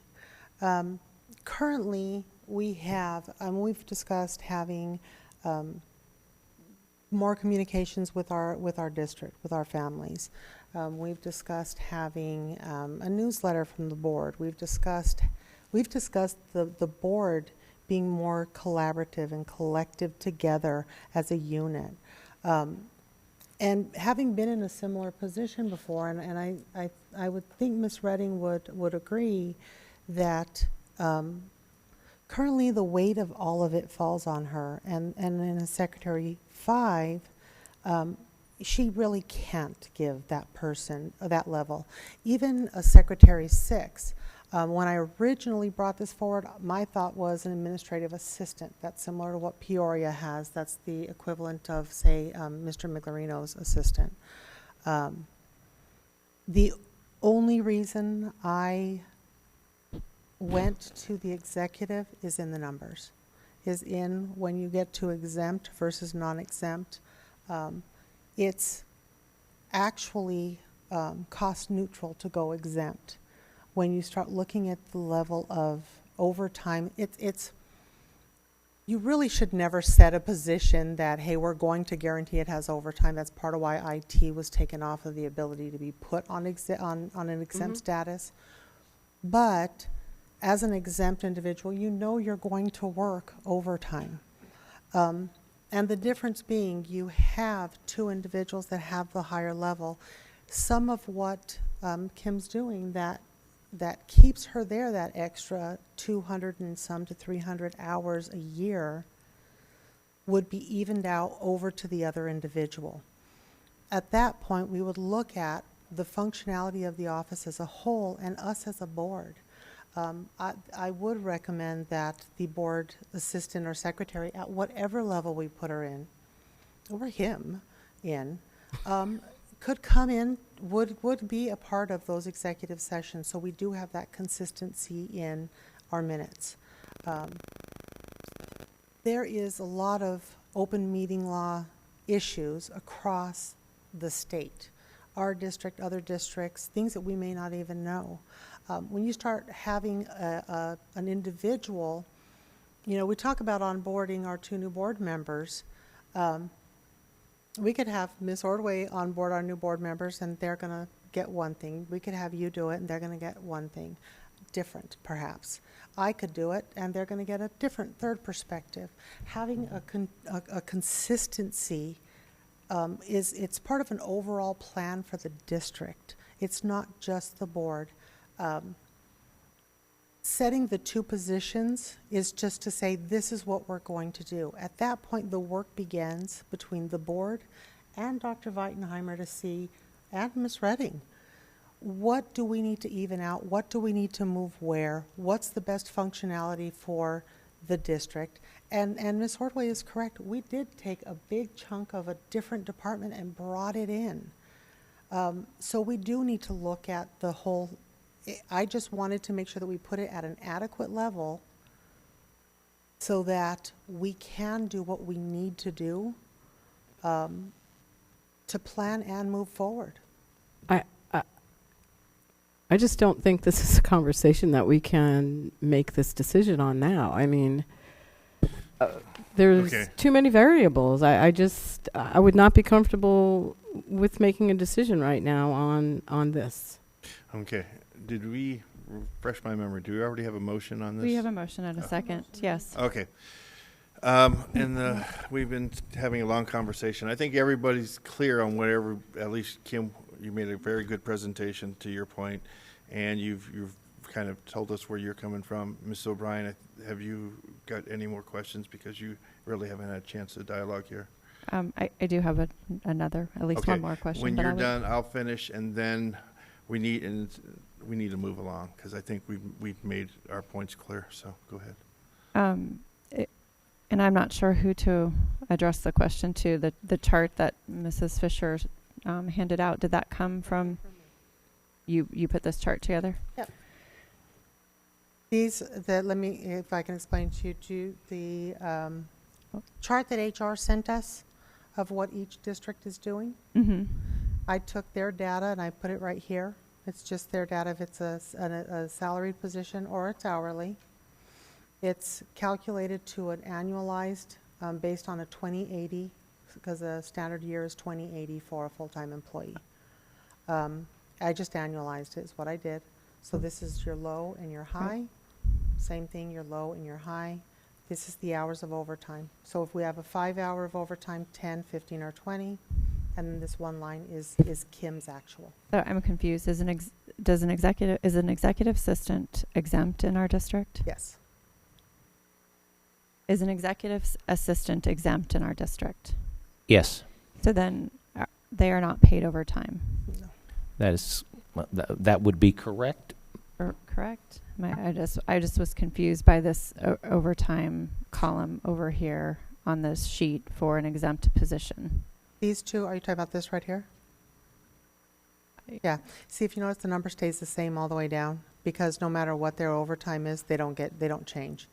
These numbers are here. This is taking their annual salary to an hourly, and then this is their annual salary to an hourly plus the work that Kim actually does. So where this, let's say she was at this is the very bottom level. This is her salary, her hourly rate. Is this her current salary? Let's say this is her current salary. 48,000. That would be the Sorry, minimum. I apologize. I'm just trying to understand how. So then this would be her hourly. If with her overtime, it would reduce it to this. Okay, my question then is I'm not sure who should answer this question. How much overtime, on average, was the Secretary 5 position working in your office? They were. What we do in our office is we flex the time. So if they come in on a Wednesday and they have to stay through communication council because that's one of their tasks, then if that's an hour or an hour and 15 minutes, it's comped back to them later in the week or within that pay period. Okay, so on an annual basis, they're working their 2,080 hours because when they work overtime, it's compact and they're able to take it off. We're not paying them overtime. Yeah, I think the numbers of any kind of payment, I know Jeanette did something with that today, and I didn't get a chance really to closely review it, but we default to comp time. This is the superintendent's office, so they really didn't, and Okay. other departments did. Thank you. Okay. Any other questions, Jan? No. Well, the only last thing I would like to say is the reason is we're pushing it now is because there is a vacancy. We're relying on a temporary, and we need to support the office. Okay. Or we can address it again in 6 months when the next secretary resigns. I do have, oh, sorry. I was going to say, or we could schedule a study session quickly, or Okay. I would like that, but Okay. because that's where it probably should have been to begin with, not I do agree. on agenda. Okay. That was Okay. Are you done, Ann? Sorry, didn't mean to. I'm done. She's not. Sorry. I am going to, I don't know if this is the proper way to do it. I would move that we have a study session. So what the motion would have to be is you wanted to table it. Okay. Because there's a motion on the floor, so if your motion would be to table it. And just for protocol's sake, when the motion's done for, motion seconded for a table, there's no commentary. We take the vote without commentary. So. Okay, before I make that motion, then I want to, I want to know if it's possible to have a study session sooner rather than later. We do have a study session scheduled for December 7th. Before you make the motion to table, I would like to add my comments before. Okay. I kind of find it hard to believe that we're voting on a position to spend more money on administration when administration clearly says they're okay right now with it. I would rather have us say to the superintendent, you know what, that position is demanding, they're demanding. If we're having trouble staffing it, you have the liquidity to increase the salary if you need to, step it up a level. But I think that should be his decision and not this board's decision, especially when it's costing taxpayer money. And I know it's only talking about $10,000 or $15,000 or whatever it is, but that money adds up. So with that, Ms. O'Brien, would you like to make a motion?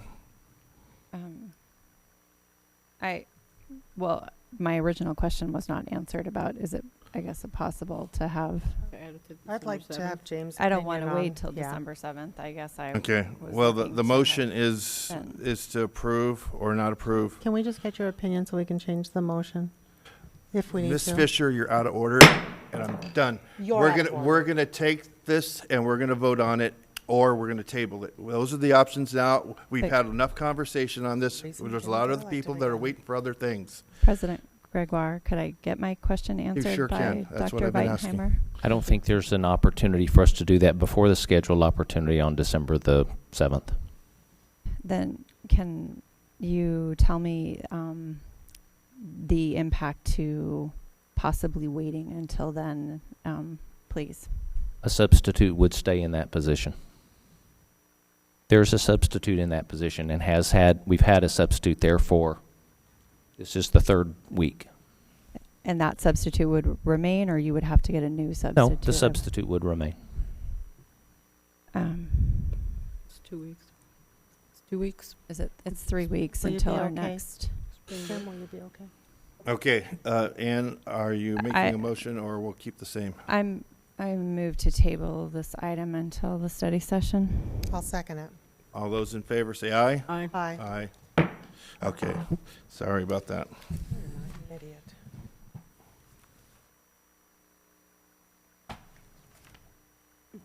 Is that it?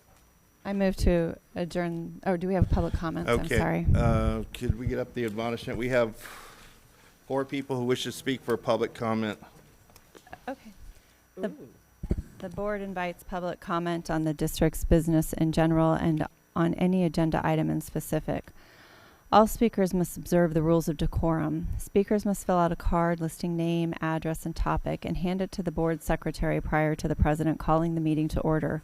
Speakers must make their comments in no more than 3 minutes. If necessary, to accommodate all speakers within the 30-minute overall limit, the board president may shorten each speaker's time. Constructive criticism is in order. Rudeness, vulgarity, disruptive conduct, or remarks disrespecting personal dignity are not in order and will not be allowed. Under the Arizona Open Meeting Law, the governing board cannot discuss or act on any items not listed on the agenda. Board members may respond to criticism made by a speaker, ask staff to review a matter, or ask that a matter be put on a future agenda. Okay, I'm going to take them. Ariana Moore, I apologize, I can't mess this name up. Mortazavi is first. Then Marianne Randall Rideau is second, and Jade Richardson third, and Juan Fortenberry is fourth.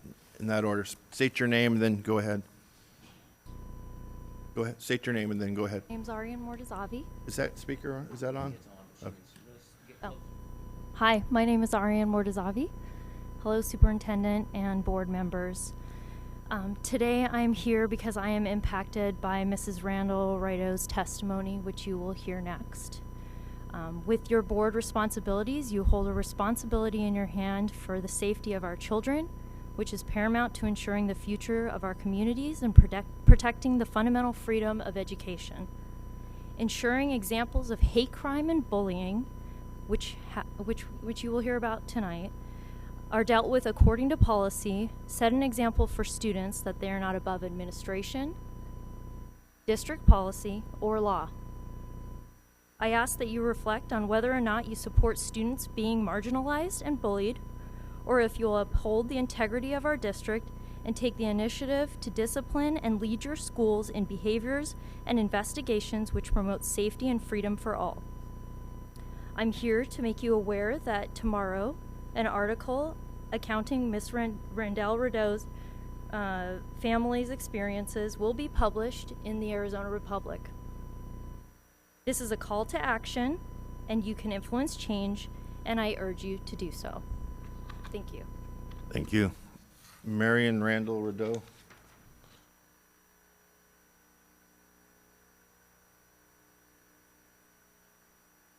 I am Marianne Randall Rideau. President Gregoire, Superintendent Wittenmer, members of the board, my name is Marianne Randall Rideau of Anthem, Arizona, and I come to you today, I am discouraged. I come to you this evening expressing a concern regarding an incident that occurred with my daughter who attends Boulder Creek High School. On the morning of November 9th, 2016, my daughter was deliberately pushed by another student during passing period. When we reported the incident to the Assistant Vice Principal, Jay Kopass, he indicated that there was nothing that could be done. It is my understanding that according to the Deer Valley Board Policy JICK, the definition of bullying may occur when a student or group of students engages in any form of behavior that includes such acts as intimidation and or harassment that has the effect of physically harming a student and or is sufficiently severe, persistent, or pervasive that the action, behavior, or threat creates an intimidating, threatening, or abusive environment in the form of physical or emotional harm, which, by the way, my daughter felt was the case. It is also my understanding that the following process must be followed by all Deer Valley employees and administration. The documented process states, at the time a student reports alleged bullying, the principal shall provide to the student who has allegedly been bullied a written copy of student rights, protections, and support services available to the student and shall notify the student's parents of the report. This was not done. The principal or the principal's designee shall investigate all reports of bullying. This was not done. If the principal or the principal's designee determines that bullying has occurred, discipline will be administered pursuant to board policies. Regardless of the outcome of the investigation, the principal or the principal's designee will meet with the involved students to review the findings of the investigation. This was not done. Subject to the restrictions of the Family Education Rights and Privacy Act, set out in Policy JR, the parents or guardians of the involved students shall also be informed of the findings of the investigation. Again, this was not done. According to Board Policy JICK, failure by an employee to report a suspected case of bullying may result in disciplinary action up to suspension without pay or dismissal pursuant to board policies GCQF and GDQD. Lastly, I would like to know in writing why this incident was neglected by the Assistant Vice Principal Jay Kopaz and how the administration of Boulder Creek High School intends to follow due process and ensure that retaliation will not occur for this student and other students that attend school with my daughter.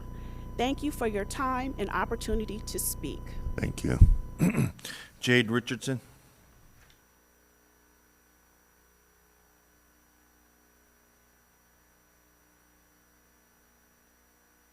Good evening, members of the board. My name is Jade Richardson, and I am a concerned member of this community.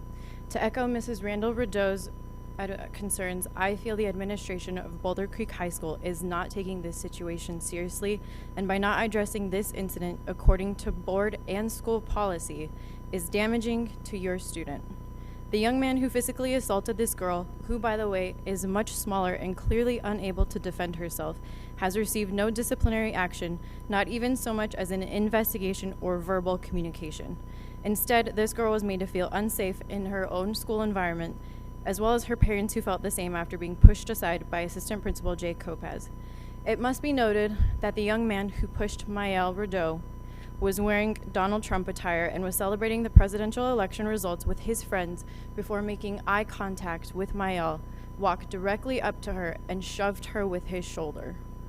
While it is clearly understood that we as Americans are entitled to exercise the First Amendment of freedom of speech, there are school law-specific factors that I'm hoping all district personnel are aware of.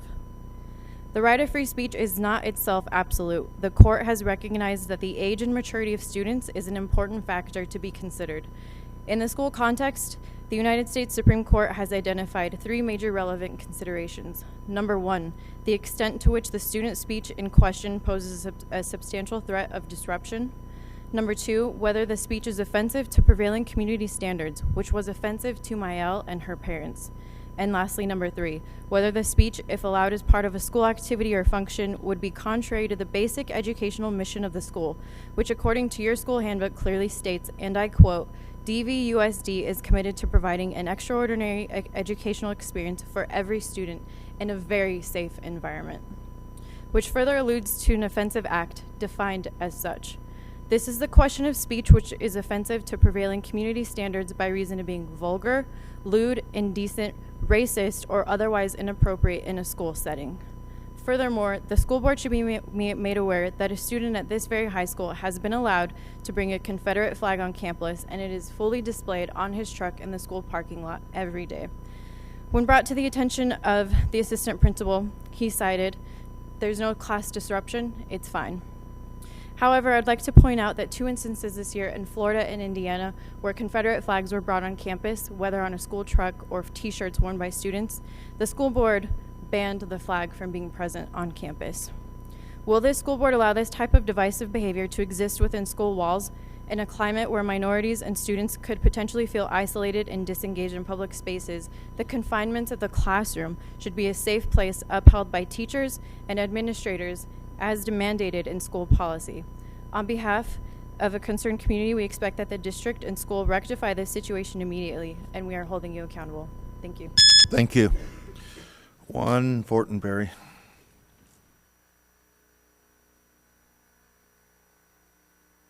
Good evening, board members. Brought y'all some light reading.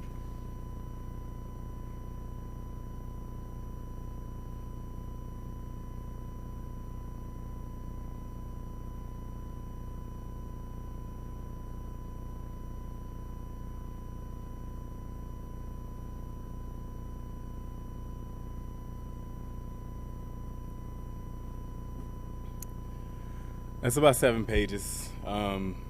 I can give you my email after if you want some further research about the effects of racism on students of color and how it creates a hostile learning environment. I can't believe what you say because I see what you do. That's a quote attributable to my favorite author, James Baldwin. It's been resting on me heavily lately, and the reason why is because a lot of the times the value of people's actions are shown to be a lot more impactful than their words, than what they say they might do, and then end up doing another thing.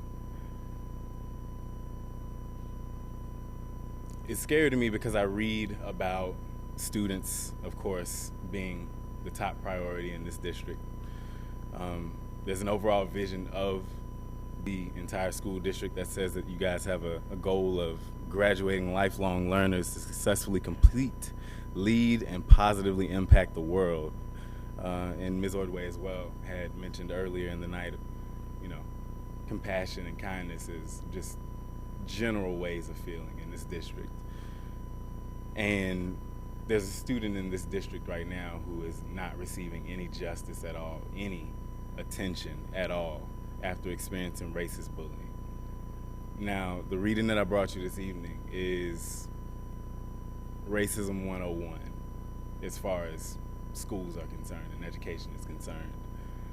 There are several different types of racism that exist in schools. There's the personal, students shoving another one down in celebration of a white nationalist presidential candidate winning an election. There's structural, wherein the policies of the school and the policies of the board are designed to have loopholes wherein certain types of activities can take place, like the display of a Confederate flag on school property. And then there's institutional. There's not giving a damn when things like that happen and carrying on day to day as if there's nothing wrong and nothing should be done. I'm staring institutional racism right in the face right now. The fact that nothing's been done for Mael at this point, the fact that her parents have not been notified of any disciplinary action is abhorrent. And every single person sitting on this panel knows that right now. Now you have a chance, a unique opportunity at this point in this microcosm that kind of represents the community at large in the country to kind of set an example here. So you can sit back and do nothing, or you can pressure the administration of the school to do literally anything at all at this point. Choice is yours. Thank you, sir. Very well spoken. With that, I think it's obvious that there's going to be questions answered, and so I thank you for your talking and your speak. With that, I'd take a motion to adjourn. So moved. Do I have a second? Second. All those in favor say aye. Aye. Aye. We're adjourned.